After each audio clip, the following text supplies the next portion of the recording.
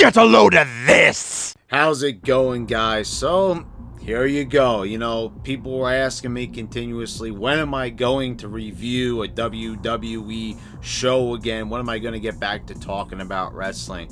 Well, this is definitely not a definite return. This is not a permanent return to form, of course. I'm enjoying doing my other activities here on YouTube, posting many videos. You should go check those out because, quite frankly, I enjoy doing those things more. Video game reviews, reviewing TV shows. I'm very happy what I'm doing here on YouTube and my content. But, you know, once and again, we need to get back to talking about WWE and consider this to be an early Thanksgiving gift of sorts. And I figured, you know what, I need to watch this. This is being billed as Undertaker's farewell. And of course, he's had numerous, you know, retirements faked, you know, throughout his career and over the years. I mean, we all thought that that was it. You know, we all thought that Roman Reigns and the Undertaker, you know, once they battled at WrestleMania, what was it, 33? We all thought that was the end, right? We thought that that was the end of Taker, and we weren't going to be seeing any more of him. You know, he laid down his coat in the ring, but we'll get to that in a bit. So what did I think of this show altogether? Well, it was decent. It wasn't bad, but I was re-solidifying my point at why I can't take watching this show anymore. And I've said that a few times here on YouTube throughout my numerous breaks that I have taken. But this is still a company that I feel is not really going anywhere. People talked about certain improvements, and I see where they're going with that, kind of, but I think they're exaggerating. You know, guys, I've said this time and time again. When we do these reviews, when we talk about this show, we've got to be honest. I am not going to sit here and, you know, over-amplify certain strengths with the show just to say that it's good, because it's not. So, you know what? Let's get into this. So, I looked at the results. I didn't watch the pre-show, but The Miz won a dual battle royal, like a dual branded battle royal. You know, that's all fine and well, but I'm interested in watching the main show. So we had AJ Styles, Braun Strowman, Sheamus, Keith Lee, and now just Riddle, because he's not mad anymore, and, you know, I quite frankly don't care. People were once again freaking out about this, taking away someone's name. You know, I don't even understand it. But, anyway, they defeated Jey Uso, Baron Corbin, Seth Rollins, Kevin Owens, and Otis. And, you know, this was an entertaining match. There was nothing over the top. There wasn't 1,000 different kickouts, but there was a clean sweep. I seriously don't understand why they did this. So, the Raw team did a clean sweep on the SmackDown team. And, I really don't get why they did this. Like, they do this continuously, and I don't see, like, who this helps. That you completely destroy the other brand. You know, you completely destroy Fox, which is your main brand right there. I mean, that brand right there, Fox, is 10 times bigger than USA. Now, they still get abysmal ratings on both, but that's besides the point. So, you know, Jey Uso tries to fend for himself, and just ends up, you know, getting pinned anyway. By Keith Lee. Hits the Spirit Bomb, destroys him, and, you know, that was basically it. So, it was a clean sweep. You know, the way we got there was pretty good. You know, there was some good exchanges, but ultimately, I just don't understand why. And they do this a lot at Survivor Series. There's been a lot of clean sweeps the past couple of years when I've watched this show, and I don't get why you would want to destroy your other brand like that. Like, this is the only Survivor Series match you have on here.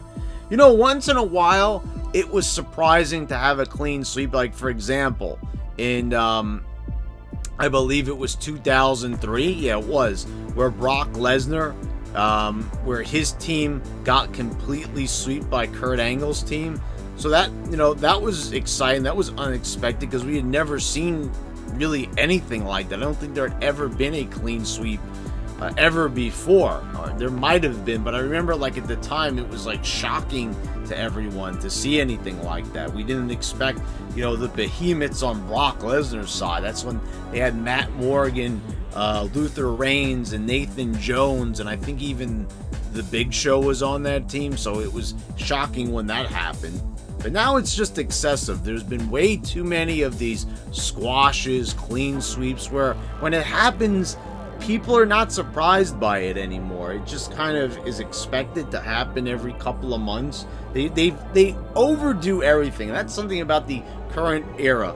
Once they do something, they just go completely overboard with it. And they've been doing this type of thing. You know, they were doing it with Brock Lesnar and Goldberg when they had that like shocking squash match with Goldberg and Lesnar. And ever since then, they've seemed like they've really got on a real roll, you know, and it's just more of a habit, I think, where they think like shocking people every couple of months is effective. And the fact that they don't realize that it's not so effective anymore, and it really hasn't been. Like at the time when that happened, it was shocking. I didn't particularly like it. I understood what they were going for there, and a lot of people didn't really like it either. And I know you can't really go by the goofball fans, but, you know, just destroying people, you know, and doing it often, like every now and again, it's okay for shock value, but every now and again. And what I mean by that is maybe like not even once a year. I remember when WWE was concerned about, you know, doing things like not once a year. Remember, like, there was like a few years when they didn't even do a Hell in the Cell? Remember that? You know, what happened to those days? You know, when they just wouldn't do something like that particular year? I don't know. You know, they just completely overdo everything. So anyway, let's move on. The Street Profits are acting like goofballs backstage. You know, you've got Angelo Dawkins just acting like a complete goof. You know, he's beatboxing. Well, okay, he wasn't as nearly as goofy as Montez. Montez is just a complete goofball, and he's just like, the thing about Montez is like, okay, I get like Dawkins is at least trying to be cool, he's acting cool, not really succeeding, but I don't know, Montez Ford is just screaming like at the top of his lungs like a fucking banshee. He's just like, I'm just a sexy boy, and just making a complete ass out of himself. I'm sorry, like, I know, like, people will say that these guys are charismatic, but I've never liked them at all. And anyway, so they're going up against the New Day. Before we go any further, I really just have to talk about something here. You know, this whole thing with people streaming themails into the Thunderdome and all that, we have to talk about this real quick before we go any further. Because I just can't with it, guys. Honestly, the faces all zoomed in. You know, these people, like, I'm sorry, I don't want to be mean, but there's some unpleasant looking people. There really is some very unpleasant looking people. And just having the face there, it's just, oh, God, please. Just, I mean, it was bad enough, you know, before the pandemic, having to hear these fans and everything like that. But, you know, now we've got piped in chants. Now, we've kind of got a hybrid going on here.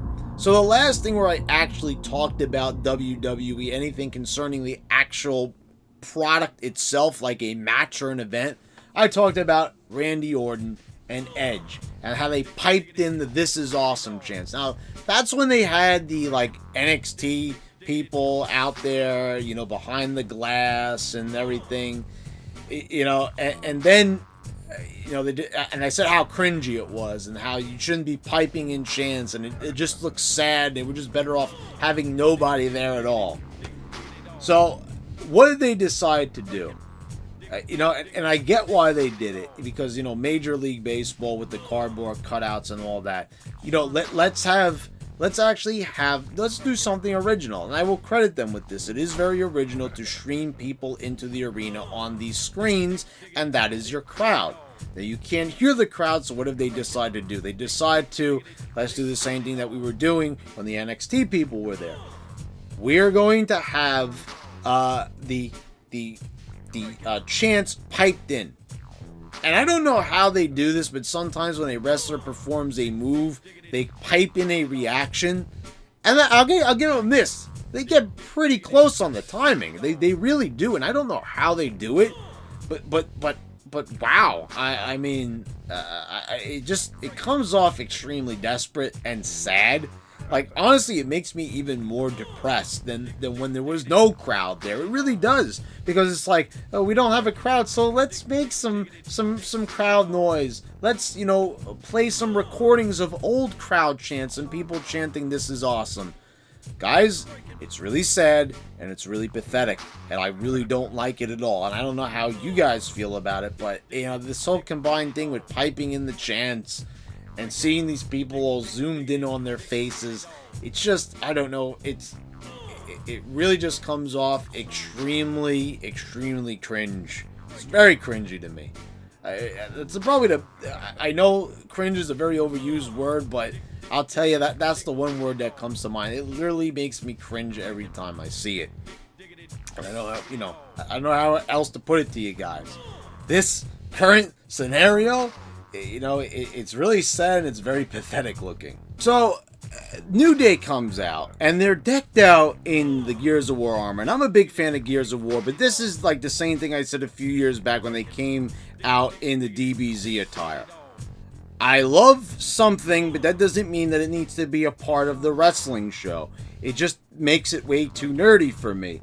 This is grown men cosplaying, walking to the ring, and I get it, but these are supposed to be wrestlers. And I don't think a lot of people understand this, but it's the same thing in AEW when they did the Rick and Morty thing. It just comes off very goofballish to me. And so they broke up New Day, didn't they, with the brand split? But here they are back together again, and Big E is cosplaying along with them. And you know that they're going to end up probably putting them back together again. They did this split, and of course, they didn't use the idea that I had and a lot of other people, that, Big E should have just destroyed them and just said he's done acting like a goofball, done acting like an idiot, dressing up in costumes and doing lame-ass skits, but of course not. They have to make, like, they had to split them up. And, this is a team that's been together for way too long. I mean, this team has been together for over 5 years now. And I get, like, that there's been teams that have been together for way longer than that. Legion of Doom, for example, but they're not Legion of Doom. And they're not, they're not those types of teams, guys. That's not who they are. So keeping them together is dragging it out. And, it's even surprising, because I think the thing was that they were thinking about breaking them up for a long time, but they've got to, they got to get those merchandise sales. It doesn't matter that the ratings are dropping and they're at record lows, but, they got to keep on selling to who they're appealing to, even though it's just this small niche audience. But they'll keep on doing the same thing over and over, because that's who they are. It wouldn't be WWE if they didn't continuously do the same thing and chase their tail in a circle. So, they've got this. I can't believe that's very surreal that they're getting their own DLC pack, that they're actually going to be in the game mutilating people with lancers. I mean, I guess that's kind of cool. I mean, these guys are big gamers. That's like a dream come true and everything, but I can't stop it thinking, like, years ago you just wouldn't see this. And I know that this makes me sound like a total old timer when I say this, but it really is true.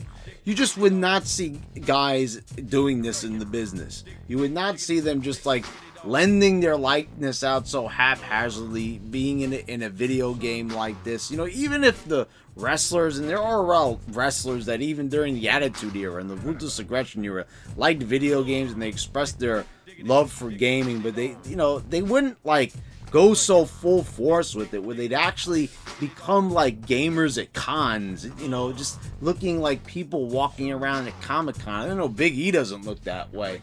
But Xavier Woods is just like a total fanboy, and that's how I kind of see it. He really pulls the other guys down with him, and I know I'm not a big fan of Kofi Kingston, but he even pulls him down. So they have this match.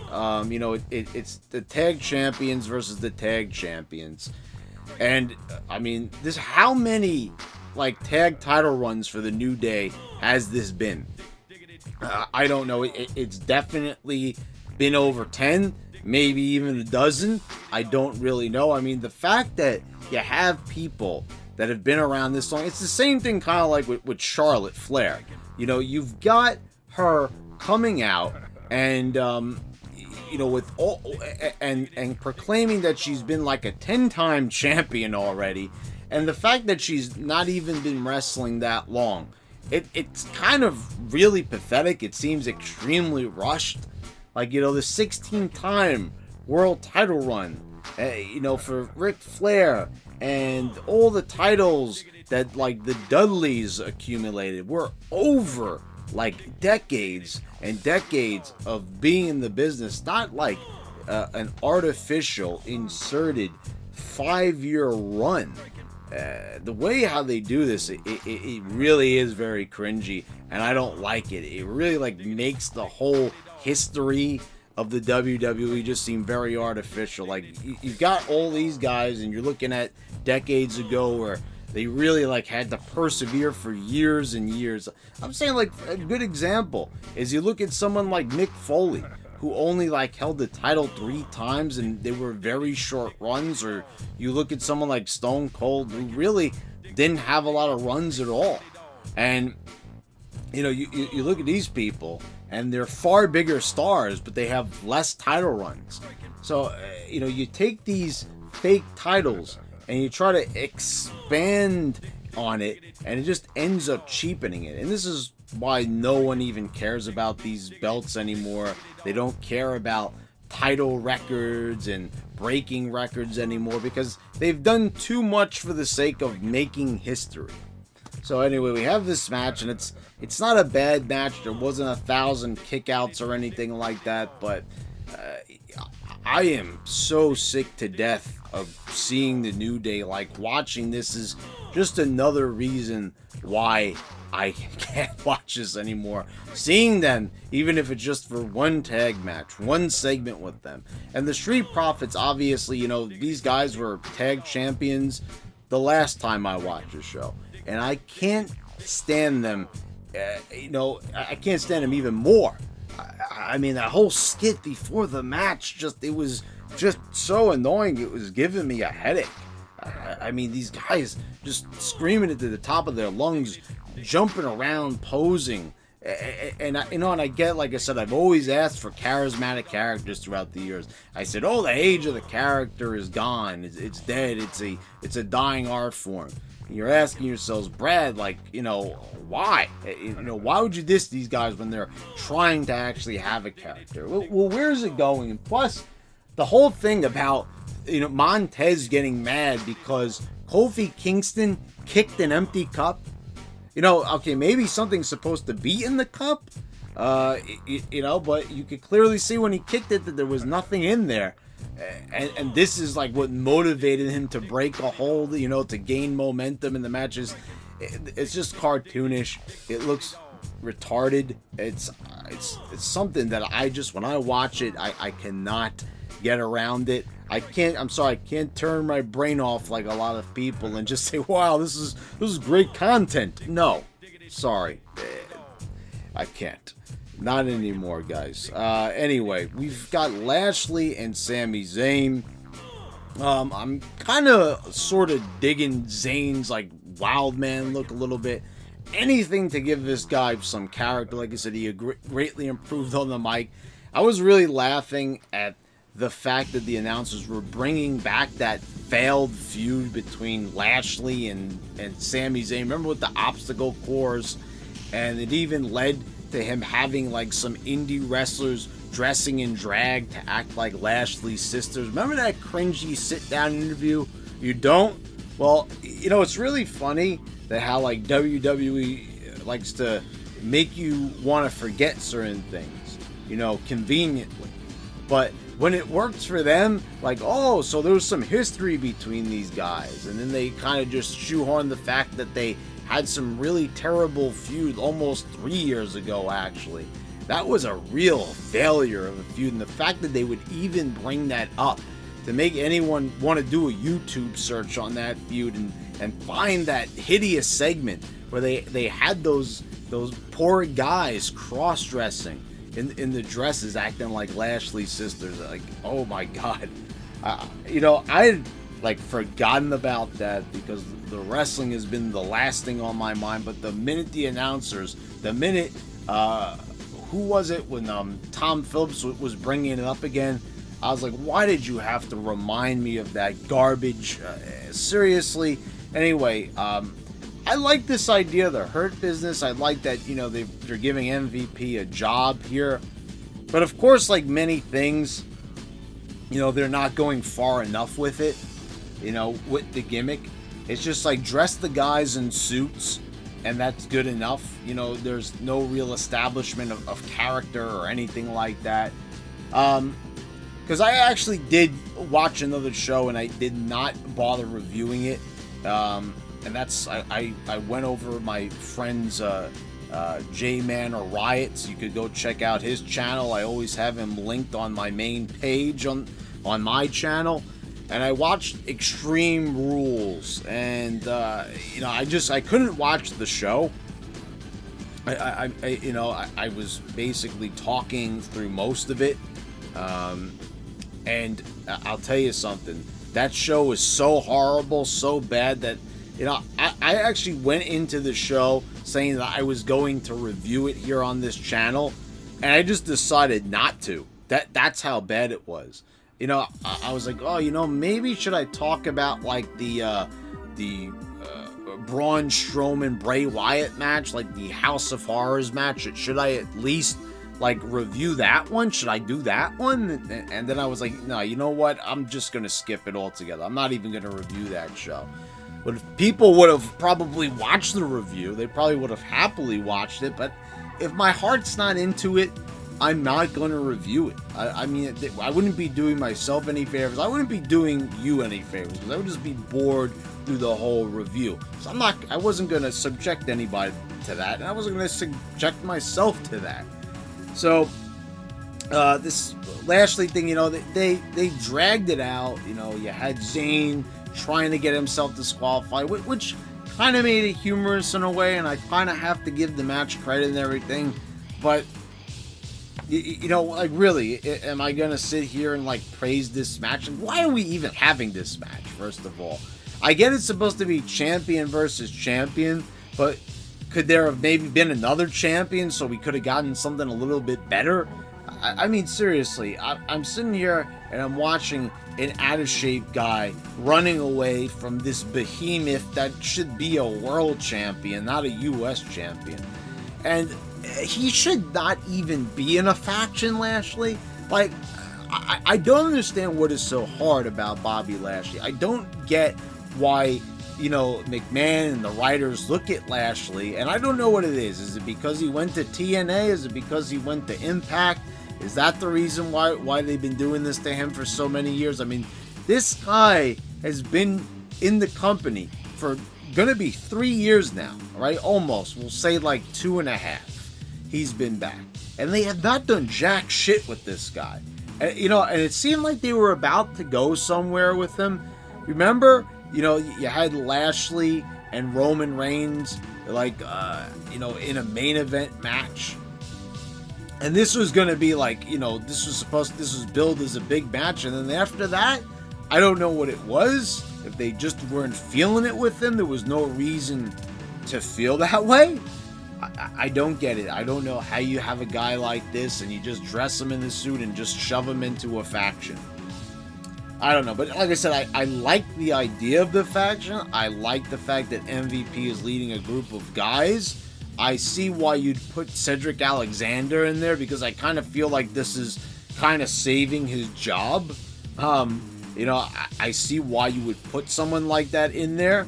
And definitely, Shelton Benjamin, which I feel that guy should be so much more based on his credentials and his history with the company and everything he did for them during the Ruthless Aggression era. I get that he's not a big-time star. I get that he's not like someone that really changed the landscape of wrestling, but he was a very good talent for what he was. So I don't get why people will just, I feel like he's really overlooked, and I don't even see a lot of people really defending him. I guess maybe there's not as many Shelton Benjamin fans as there used to be, but I remember during the Ruthless Aggression era, a lot of people really liked the guy, and I was one of them. I thought he was extremely athletic. He wasn't one of these big high spot guys. He did a few like moves off the top and some, other things that could be considered high risk. He'd do like a somersault planche and everything, but that's when those types of moves were few and far between. So, Shelton was also credited with having like one of the best Raw matches with Shawn Michaels. But here he is, just another guy in the group, doesn't even get to talk, doesn't say anything, doesn't really even do anything. But anyway, I'm just kind of left scratching my head once again. Why, why are so many people being overlooked in here when it would be really easy to figure out what to do with them? And instead everyone's just kind of stuck in something, at the moment. That's what I'm saying. There's no progress or anything. Like, yeah, okay, this is a new thing. We've got the Hurt Business. MVP is back. He's been back since the Royal Rumble. And, they're doing something with him. They're giving him his own group. And that's all fine and well. But I don't think that it's going anywhere, really. And it will not go anywhere. Just like almost everything else in this company. We've got Roman backstage, and he's talking to Jey Uso about, losing the match and everything. I really like this whole demeanor of Roman Reigns. And I really find it extremely funny that a lot of people want to now jump on the Roman bandwagon because he's a heel now. When, I would always bash on Reigns. But the moment he improved, that's when I said that, I really like this guy. And there was a change. It was like in 2016 when I saw that this guy really was like a hard worker. WWE had just dealt him a bad hand. They were making him look like a goofball. He wasn't one. And that's kind of the same story for John Cena in a lot of ways. So if you saw that my opinions on a lot of those wrestlers flipped, that was the reason for it, really. There wasn't really more to it than that. Kind of just really saw these guys were just some hard-working guys, and they were putting on some good matches. They were trying their damnedest to do their best. And, that was the thing. I remember what it was. I was like, why does this Roman Reigns seem like he's having the best matches on the show and everyone's giving him shit? And that was like, okay, because he's one of the best workers. He's not going out there and doing 1,000 high spots. In fact, he's doing some of the same moves in every match. But somehow, the way how everything is put together is like artistically better than everyone else who's just doing a bunch of random shit in every match. I was like, that's because the guy is a top guy and he understands his spot. And now this is a guy that now that they've really kind of tapped into who he is and how he feels comfortable. And I think they've kind of just done it at random, really, because they never get it right. And when they do get it right, they're going to make sure that they eventually get it wrong. And, this is something really good, but, it's only going to last so long. And I get it, Roman is the top guy, so maybe it will be different this time around. But this is a really good character. The head of the table, the tribal chief character is very good for him. And it's something that he obviously feels comfortable doing. It kind of speaks to who he is. That, he is, like, obviously the top guy. And the Usos are not as successful. Never will be as successful as Roman Reigns. So, and Jey Uso is kind of like this guy that is, like, super loyal to him. I saw that they had, like, a match and everything. So it kind of feels a little disjointed because I don't know where Jimmy kind of stands on this. He kind of seems like he's on his side, but he walked away from Reigns. So I don't know really where they're going with this or, what it is. Jay didn't really seem like he was saying anything. He's like scared of him or unsure. I don't know what the message is really being conveyed. They could kind of convey it a little bit better by, I don't know, maybe have Jey Uso talk a little bit, maybe say something in response to Reigns, and not like his response, and maybe like Roman could slap him or push him up against the wall or something to motivate him. I don't know. I like the tougher side of Reigns, that he has an edge and everything, and it's good. And you know what he was saying, you know, it really made me take notice. But I don't know, like Jay's just kind of standing there like an empty vessel, and I don't get why. And you know, this is the thing, because I haven't watched it, but I should be able to jump into this because it's not brain surgery and understand what's going on. I understand that there was some friction. And maybe Jey Uso is afraid of Reigns, of what he's going to say for losing his match. But can Jay maybe have an excuse or maybe say something? I don't know. And I shouldn't be sitting here saying I don't know, because I should know, because there should be better storytelling telling me why.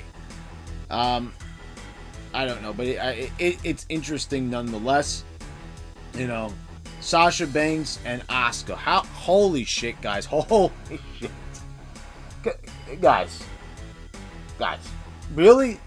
Again with this match? You know what was so funny about this? You know the show that I just said that I had watched during the summer and decided not to review, Extreme Rules? This match was on that pay-per-view, and we've seen this match 1,000 fucking times. In fact, this was the match where they had that thing where, and so now I guess I'm going to talk about it because I have to, because I brought it up. Silly me.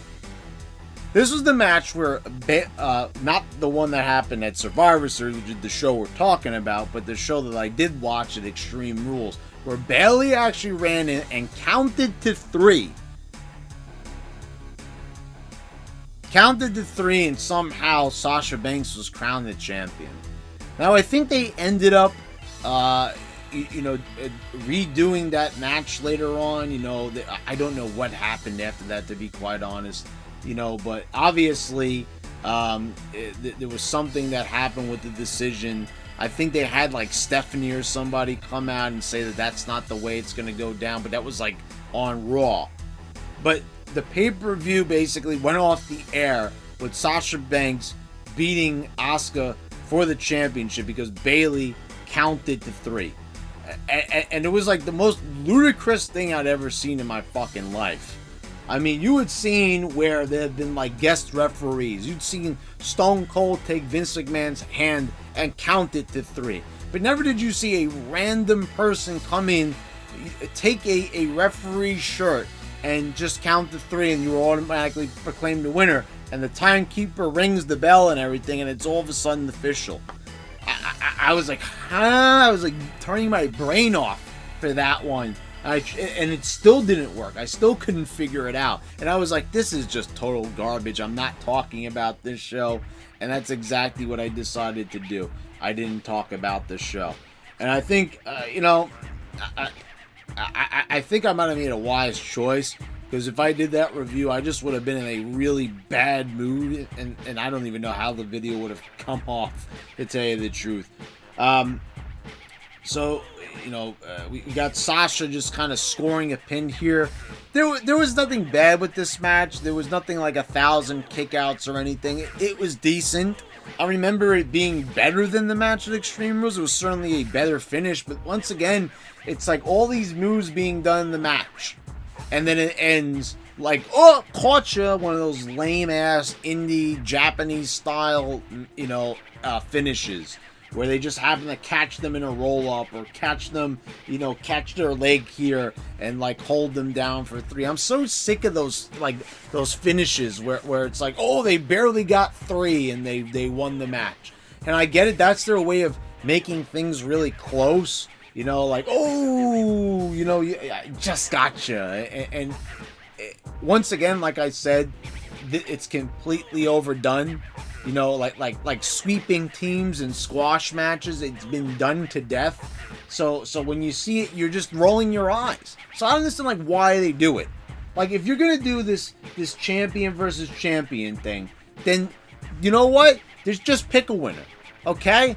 Because or don't even do these anymore. Why are we still doing Raw versus SmackDown?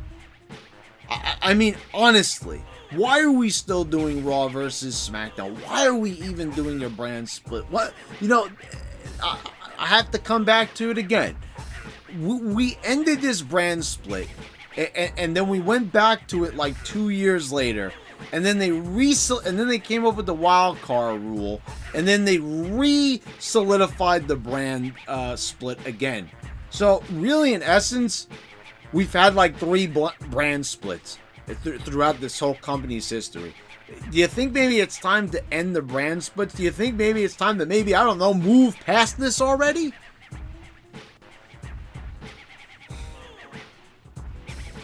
Anyway, we've got the Gobbledygooker, who won the 24/7 championship on the pre-show. You all know where this is going. So you have Tozawa attacks Gobbledygooker after he stops to eat some bird seed. Like, am I actually, like, saying this in the video right now, that the Gobbledygooker actually is walking backstage and stopped to nibble on some bird seed? Yes, I did say that, because that's what happened on the show. That's what happened on Survivor Series. And I guess in a way you could say that's no better than having him break out of an egg. But, like, honestly, what? So Tozawa pins him. Then R-Truth comes and hits Tozawa in the head with a bag of bird seed. How long is this going to go on? Listen, R-Truth is a talented guy. He's a funny guy. He's in tremendous shape for his age. And, I think this guy really got dealt a bad hand. I think that he was really in store for a big push in 2011, but whatever happened, and then they ended up just shitting on this guy, and they gave him probably one of the worst hands I ever saw. They completely destroyed this guy's career by making him into a complete goof, showing that he had like the IQ of a cucumber, basically, and then they've never really recovered from that point. So, R-Truth now, they've said he's like a 47-time 24/7 champion. I can't believe that they've been doing this angle for as long as they have. I mean, this has been going on for over a year. I remember the 24/7 championship was revealed by Mick Foley when I was taking one of my breaks, which was the summer of 2019. And it's still going on now. They still haven't stopped it. They're still going on with the same thing, and R-Truth has still been the main champion and everything like that. I mean, they keep recycling the same thing over and over, doing the same thing. I don't get it. How much longer is it going to go on? How much longer are they going to have the 24/7 championship change hands only for R-Truth to win it back? You remember when they did it with Crash Holly? It only lasted for a few months, and they were actually well-written, entertaining, comedic segments. They weren't these pieced-together pieces of garbage that are just completely goofy and cartoonish. But they'd actually have, like, Crash Holly go to a place, like Fun Time USA, and there was some entertaining stuff with the headbangers. It was fun, and it actually kind of made sense a little bit in a way. But here it's just like total random bullshit and really goofy stuff that really even like 5-year-olds and 6-year-olds would not even find funny. I mean, this is just complete trash. We've got the Women's Survivor Series match now. Can I say something, guys? You had Lana going through a table 9 times, 9 weeks in a row. Did they really do this? Because I did not know that they did this. 9 times in a row, they had her go through a table on this many times. I mean, do you think that's enough? Do you maybe think that maybe they might have gotten a little carried away with themselves with that? That maybe they should have, I don't know, maybe done it once, maybe done it twice, but 9 times? Did they really have to be that excessive with putting her through a table? Oh, holy shit! I mean, that was ridiculous to even think that they could go that far with it.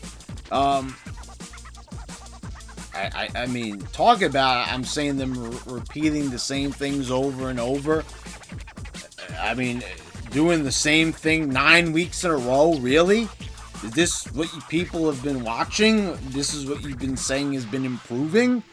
This is not really improving to me. This is complete garbage. So, we've got Lana, Nia Jax, Lacey Evans, Shayna Baszler, Peyton Royce defeating Bayley, Bianca Belair, Natalya, Ruby Riott, and Liv Morgan. So, I'm going to take a stab at it and say that the whole thing with, like, trying to shame Lana, I think that was supposed to be, like, a punishment for all the shit with Rusev and everything, and Rusev ended up leaving the company, ended up going to AEW, and he ended up dyeing his hair and just looking like a complete goof over there. I mean, you thought that they were destroying your career in WWE. I mean, God. Anyway, so they have Lana, like, put on a pouty face. Nia Jax who put her through the table 9 times, by the way, tells her to stand on the steel steps and don't move. So she's just standing there like a statue with her arms at her side, and they just have her sit there like to humiliate her. And there's no reason for this, like that they're having her stand there getting humiliated. There's no reason that she should be put through a table 9 times. I get it, like, these are supposed to be the mean girls, and Lana's the nice girl that got, like, trapped, but, like, I don't know, I'm sorry, when I look at Lana, like, you don't see, like, you see, like, mean girl coming from her, right? Do you see, like, nice, wholesome girl coming from Lana? No, her character fits, I think, a little bit better being a heel. I just kind of do. And with that in mind, there's no reason to have her stand on the steel steps and be humiliated and everything and say, like, you're not allowed to tag in. This is obviously just a really, like, sophomoric attempt at humiliating the girl because of the hijinks backstage with her and Rusev, from what I've heard. And I don't know, maybe it's true and they're just regular old humiliating her, just like they've done with everyone else, like, and just in this match, like with Natalya, for example. And, Natalya, now they're making, like, this claim where I saw, like, they gave her a pay-per-view match or something like that. Like, Natalya is one of those wrestlers where they go back to her every now and again, and remember that she's on the roster. Like, they have her fade into the background, and just be a simple, like, regular mid-card women's talent. And then, like, randomly, like, once a year, they'll pick a time when they decide to, oh, you know what, it's time to push Natalya. And that's what they do. And there's no difference with it here. That's exactly what they did. They decided, you know what, let's give Natalya, like, I remember her losing a lot of matches. I don't know where they got this claim that she's won the most matches. Probably because she's been around the longest. I think that's the thing, right? She's been around since 2008. So I guess it would be pretty easy to make that claim when everyone else is fairly new and they've gotten rid of all the other women pretty much. Well, it's not really too hard to win the most matches when you've been there for that long, I suppose. So it's another one of these deals like the opening match. They're pinning every single one of the SmackDown team. And I don't know what it is. Does Vince still have this thing, or like, do the writers or anyone else, I don't know, is it Triple H, who is it, they're still, even though they're on Fox, they're still having the Raw teams completely annihilated. So what was it last year it was NXT, wasn't it? So now we're back to this again, where we're just destroying one team, we're sacrificing the whole team. So, you have Bianca Belair. She's like fighting for her life at the end here. And then she gets counted out along with Nia Jax. And, Nia Jax's attire was just really annoying to me. She was wearing these like Gucci pockets. They were supposed to look like pocketbooks, but they were just like pockets on her attire. And I'm like, they just looked weird. They looked like little wings, and they were just little flaps and just looked stupid to me. Anyway, so Lana ends up being the sole survivor because she never got tagged in, so she's still technically in the ring and she's still in the match and she wins it. So there was irony there. But the Raw team still won. So I don't get it. So you just completely, once again, sacrificed your SmackDown team. What? Like, I honestly don't get that at all. Like, what is it that they have so much against SmackDown? Is it because that it's blue? Is it, I don't know, because it came after Raw? But they still have done this for many years, where they do Raw versus SmackDown. You're choosing to do Raw versus SmackDown. That's your decision. You're making that decision to make that the theme of the show. So you're doing the theme of the show when you decide to just completely sacrifice the other team. Show, it's supposed to be about brand supremacy, right? So you're just completely annihilating your other show after this huge, massive deal that they had with Fox, right? All the money involved with it, and you're just completely destroying your show on Fox. I don't get it. You would think it would be the other way around now. You would think that now SmackDown would be more dominant over Raw. But it seems like they were still keeping the same attitude. At least the developmental guys are not going over on the main roster guys this time around. At least they're doing that. Roman Reigns defeated Drew McIntyre. And, what can I say, guys? This is probably, one of the better matches that I've seen in quite some time. I mean, here's just two guys that just exemplify being stars. They're going at it. These guys look like $1 million. And Roman Reigns with this renewed character, they're pacing themselves. They're taking their time. There's not a million kickouts, thank God, because they even did that with Brock Lesnar and Roman Reigns, and they even did that with Drew McIntyre and Brock Lesnar. So, I am just ecstatic that they just crafted a nice match here, and it was really good. I'm not really ecstatic because I don't really plan on watching in the future, but what I mean to say is, it was good, and I really enjoyed what I was seeing. These were two guys really dedicated to their craft that looked the part. It was like a really classic style match. It was something you would have seen during the Attitude Era, the Ruthless Aggression Era. We go again with those terms, but I have to always continuously come back to them because that was undoubtedly the better period where they would have these kinds of matches that actually made sense, matches that actually made you want to watch them, be intrigued, and be immersed by them. And so, with that said, these guys really put on a good showing here. Jey Uso comes in to redeem himself. Like I said, I'm not very thrilled with Jey Uso being kind of like this silent character. I don't know what it is. I guess they don't want to ruin the moment. I'm making excuses for them, but that's why he's being silent like that. So he gives a super kick to Drew, and then Roman finishes him off with the guillotine, and Drew McIntyre just gets knocked out in the guillotine, so he never taps out, which, I guess is a pretty good finish, right? Obviously, Roman Reigns is, the superior champion. And, I don't know how good it is. Like I said, I went back and I watched the full contract signing just to get a little context. But having Roman Reigns continuously tell Drew McIntyre that he's the secondary champion, I don't really think that that's the best thing to do, really. You know what I mean? Because we all know that, that Roman Reigns is looked at just by the way his character is. So I don't really get this. Roman is on SmackDown.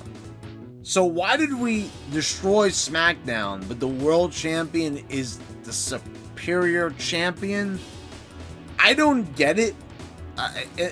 Unless it's just irony and they didn't really mean to do that, but the Raw teams continuously won.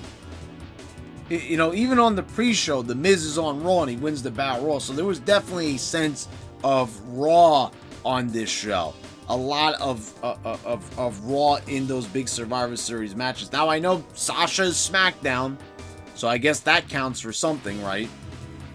So, you know, I don't know. I'm not doing these numbers and everything like that and who won this and who won that, but, you know, it's the name of the show is Survivor Series. So when you completely obliterate the other Survivor Series team, those are the matches that people seem to take notice of. Those are the most important ones. So when they're both won by Raw, that kind of means something. But this was a really well-crafted match. So anyway, just really good. But let's get down to this here for a moment with The Undertaker's final farewell. And just that it really sucked. I'm sorry to say, it really did. This was not a good send-off. It really wasn't at all. It was actually a really terrible send-off, to really be quite honest here, guys. I don't get why people are kind of praising this in a way. It was kind of weirdly formatted too. So you've got, first of all, like, having these wrestlers come out. You know, you've got Phineas, you know, you got the Godwins, Henry and Phineas coming out. It's good to see them again. I don't know why you wouldn't dress, you know, who is it? Phineas, right? Why wouldn't you dress him up as Midian? You're saying that he was Midian in the Ministry of Darkness, so why not have him come out as Midian? I don't get that. And you have the Godfather coming out, and they didn't even say anything about him being Papa Shango, which was kind of weird, because, you know, you just say that they were friends. So that I don't get. There wasn't even proper context. Jeff Hardy came out because of the match on Raw. That one kind of felt a little weird. I get that, you know, that was a popular match and a match that I greatly enjoyed. But I you know, like, when I think of The Undertaker, Jeff Hardy is like one of the last people that comes to mind. Kane came out, and, you know, he's just not looking in good shape. And I get it, he's the mayor and everything. He doesn't have time for this. You know, there's, you know, a lot going on in the world, and, you know, he's got to be focusing on that. And, you know, but wow, I mean, having him come out in those tights and him just not looking that good, it just, ooh, it wasn't flattering at all. Vince McMahon comes out. Of course, Triple H has to come out there. And I mean, yeah, Shawn Michaels came out. I think that was about it. So Vince comes out, and guys, I don't know what it is. Like, Vince McMahon just looks weird to me. I get it, he's aged and everything, but this guy, like, he's, I think he also had some work done recently. He just looks so odd to me. I'm not trying to be mean or anything like that, but he just, I mean, his face, it's like, obviously he had work done to try to get rid of the wrinkles, and his eyebrows are all done. I don't know, he just, I don't know, he looks like a doll. Like, he looks like very artificial to me. Like a human being that's like a synthetic, that's not really a human being, he's a synthetic life form. I don't know, he's just, McMahon just, he looks horrible. He really does. Anyway, it was cool to hear him do his McMahon voice again when he introduced The Undertaker. Undertaker comes out, and, you know, they're piping in the chants for Undertaker and everything. And that's something that I really have to say. This ThunderDome thing, as I mentioned before, is not good. This is bad. Like, really, just kind of very embarrassing. And I get it. They're trying to find a way to get around, you know, the fact that there's no fans there. So, you know, it is unique that they're having people, you know, images up there, you know, that they're having people kind of stream themselves into the arena. And I get it. That's unique.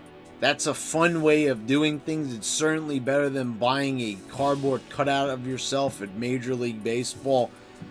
But the piping in of the chants, seriously, guys, this is just really just some lame stuff that I just can't get past. I mean, holy shit, like, The Undertaker is like, they're telling The Undertaker to go out there and, like, react to the crowd chanting for him. But that the crowd's not really chanting for them because the audio is not turned on for the crowd. They're clapping along, but that's the most that they could do. And The Undertaker is retiring in front of basically nobody. They're just, and they turned off the digital screens, by the way, during this, so they could have like a little tombstone effect. And by the way, you know, when he came out, but didn't anyone find like that electronic remix of his theme to be very annoying? It was ear grating to me, like, and Taker just made it short and sweet. Sorry guys, I just don't see this as his retirement. I get it, it's perfect. It's the 30 years at Survivor Series. You know, I get that. What a better way to end it than where it started. But seriously, in an empty arena? And I don't know, I always equated more WrestleMania with, you know, with The Undertaker and his streak. And I get that the streak is already dead and buried, pun greatly intended. But, you know, I don't know, Survivors, I don't feel as much. I get it, that's where he debuted. But WrestleMania and Undertaker are quite synonymous. So, no, I don't really get why this is the moment that they chose. I get that you want to do something. You don't want to miss this opportunity of 30 years of The Undertaker to celebrate it. This was not a good celebration. This was not a good time to celebrate it. You know, I'm not saying that they should have not done anything and not, you know, made a big deal out of it. And you know, and they put this in the last segment. But guys, this was really lame. This was not this was not a fitting end to The Undertaker's career. Is this the way that he really wants to go out in front of nobody? I get it, he's getting older. He's breaking down. He's given a lot to the business. And I've been saying this time and time again. I was probably one of the few people actually saying, leave The Undertaker alone already. Stop, you know, just because you can't build new stars, stop going back to him and forcing him to be involved in your product. You know, and having him come out there and hurt himself and put himself at risk at his age, because he's already been injury prone, because he's had so many injuries. He has an artificial hip from 1999. You know, I mean, that's the thing. And also him kind of going back to the whole dead man routine. You know, after seeing him at WrestleMania and seeing him return to his hybrid of the biker and the dark side, that was like good. You know, it would have been a lot nicer to just stop with the lights and everything and you know, just have Mark Calloway come out there and talk to the people. I thought that would have been far more effective. Throw a bandana on, braid up the hair, go out there as the biker, who you are. You're not really the dead man. You know what I mean? You're Mark Calloway, and people know you. You know, the business has been exposed, but once again, you know, I don't know. It's very cartoony to have him come out, especially when you were doing, you know, like real world stuff, you know, with AJ Styles insulting Michelle McCool and all that. Anyway, guys, so yeah, I don't think it was fitting at all. But, you know, the show was decent for what it was. I really enjoyed Drew McIntyre and Roman Reigns' match. And I hope you guys all enjoyed this review. So please subscribe if you haven't already. Click the bell so you get all notifications when I post all my new videos. And I want to thank all my patrons for your continued support. And thanks again, guys. I'll see you next time.